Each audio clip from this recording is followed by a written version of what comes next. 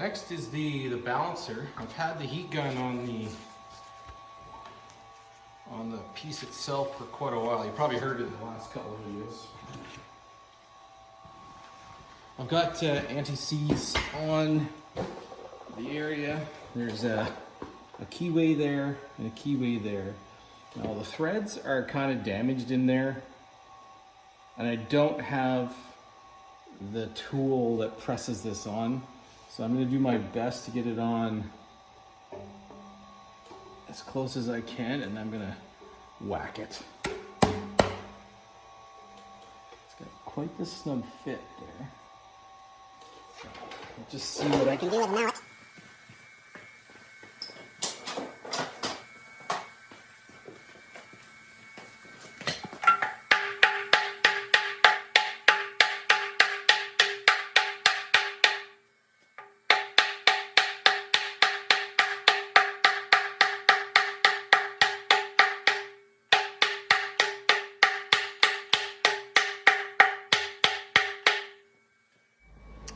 All right, last thing for today is you can see the timing cover has marks for 10, 5 before, 0, 5 and 10, and we're not lined up. So I'm just gonna confirm that we're at top dead center number 1, which it looks like we are, but I'm just gonna rock it back and forth, make sure we are truly at top dead center, and I might have to make a new mark just right by that one.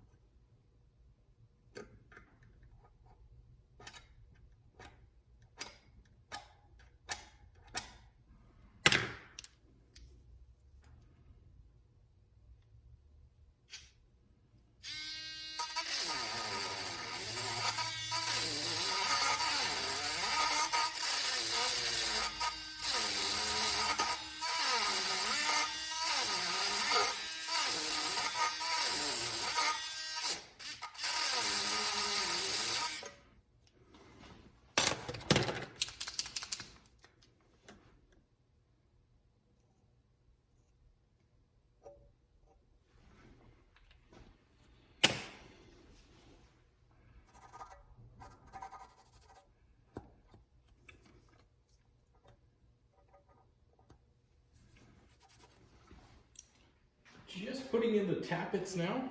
I don't have a crazy magnet that works with this kind of thing, so using more of that assembly lube. Drop it down in there. Got my duckbills and just working it in, making sure it gets about 360 degrees around, and then give it a push down. Done. Before I put them in, I'm just giving them a quick brush with the Scotch-Brite. I'm using the green stuff, the Corsair of the between the green and the maroon. I think the maroon is supposed to be like a quad 0 steel wool synthetic piece, and this one's a little coarser. I don't know what the corresponding steel wool number is for the green one, but it's coarse. We'll just go with that. All right, we'll do one more on camera, and then the rest I'll do off.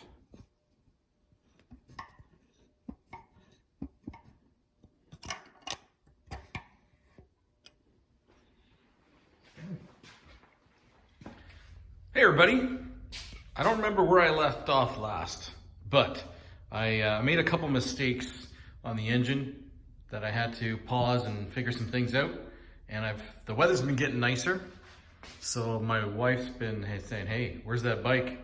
I've been painting parts,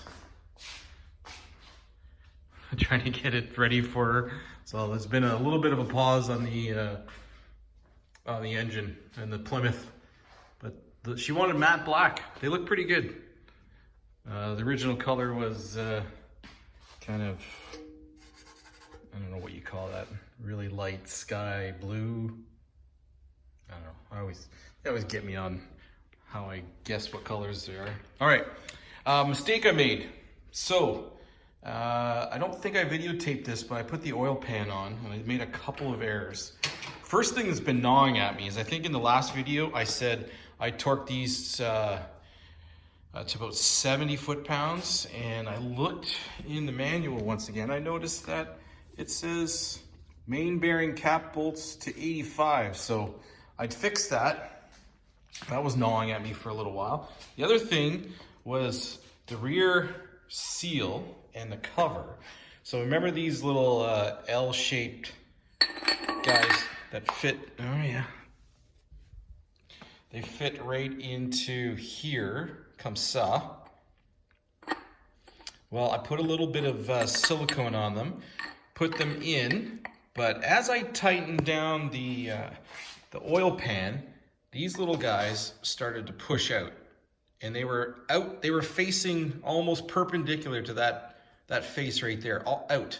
And I tried loosening it off and putting it back, and they kept moving. So I've recently learned a little trick to glue them down. So that's something I'm going to do today. So just put a little glue around them and around the back here. I'm going to use, where is it? I'm going to use some of this stuff, just a little bit, to keep them from moving out as you torque down the oil pan. Which leads me to my next problem, is I couldn't find a torque for the oil pan bolts. I checked my manual, nothing was there. So what I did is they were the same size, whatever the bolt was. So I think that's it. That's the oil pan bolts, 200 inch-pounds. When I did that, the gasket bulged quite a bit, and you can see like it broke this one. This one completely split in half when I took it apart.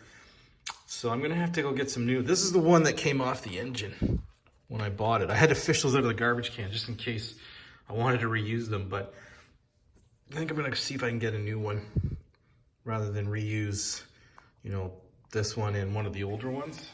I don't know yet, we'll see. One other mistake I made, and I neglected to say that earlier, was I had this main bearing seal here. I had it flush on either side, and apparently that's a no-no. You want to have it clocked up a little bit, and then this part being able to go down into the, so you don't have this the break in the two seals right at the same spot as the break in the engine block and the cap. So obviously I wasn't going to take the whole crank out again to get at that one, so I just took a punch with a hammer and just tapped it down, and luckily it moved. It came up a little bit. So what I'm going to do now is put the other half in to that part, lay it down so it meets up with there. I'm going to get the silicone back onto the cap here with those guys in, and put it in place, let the silicone harden up a little bit, and then tighten her down.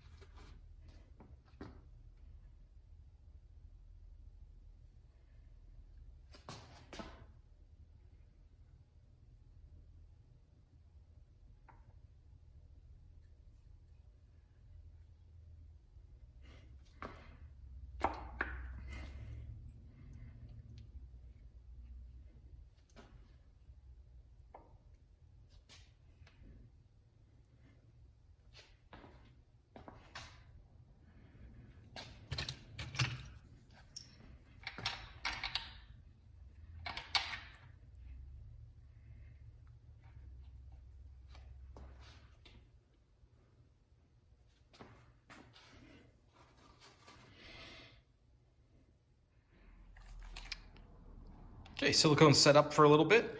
There's a 3/8 12-point socket. Just going to bring them down and then torque them to 30 foot-pounds.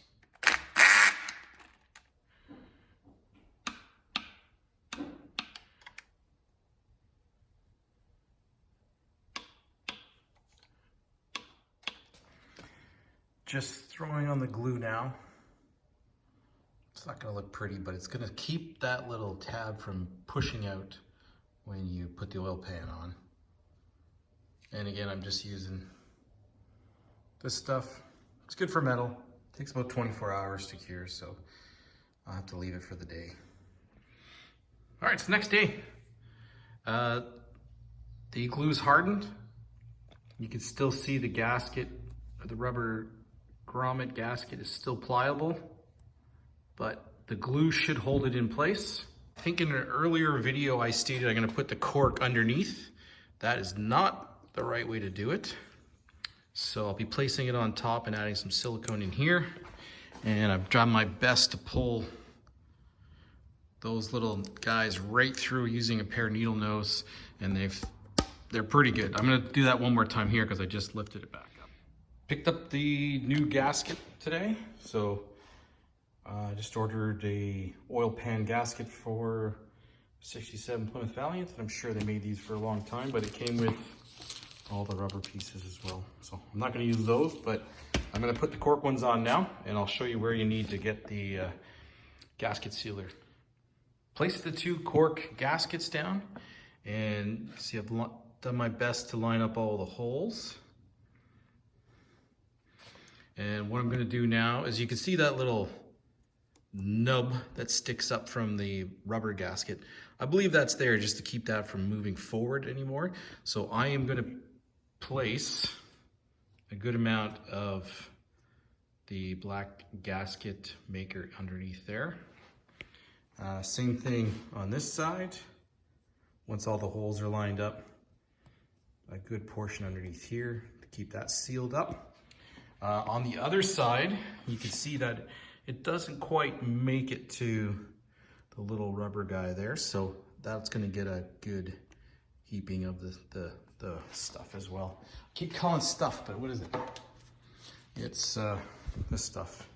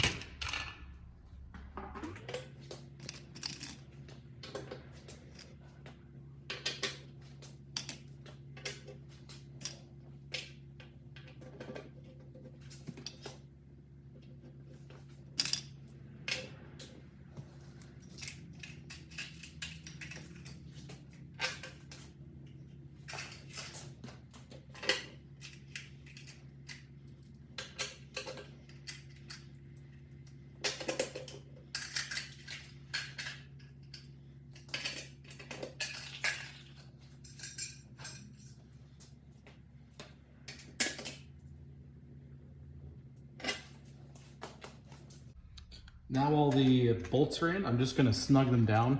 I'm not gonna torque them yet. I'm gonna use my drill set to like 7 or something. Starting in the middle and working my way out. I'm going to snug them down, but not torque them. The book says 200 inch-pounds, but last time I did that, I think it was like 16.6 foot-pounds. Last time I tightened down to that torque, I ended up bulging the gasket out so much it ripped in parts. So what I'm going to do is just tighten them by hand until I see the cork starting to push out, and I'm going to stop.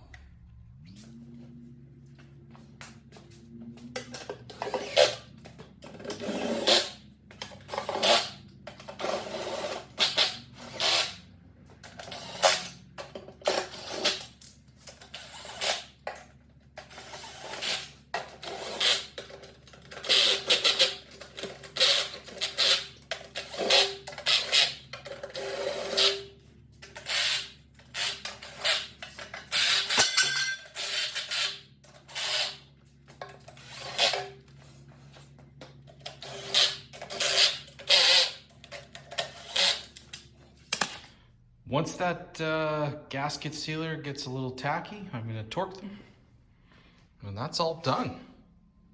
Hey, check out my wife's bike. Still in pieces, but got it painted, got some of the accessories back on it. That's gonna get back together. She's gonna be happy. And next, we'll put the valves back on, the cover back on, and then we'll start working on the accessories, which are over here. One at a time, like I said. Valve train I'll do next. I think got a new water pump, fuel pump I'm gonna go through, oil pump gonna go through. I got 2 carburetors. I'm gonna see which one works best. Have a look at the distributor, the points, and clean all the rest of the stuff up. And soon the engine will be back in soon, I think. All right, till next time. See ya.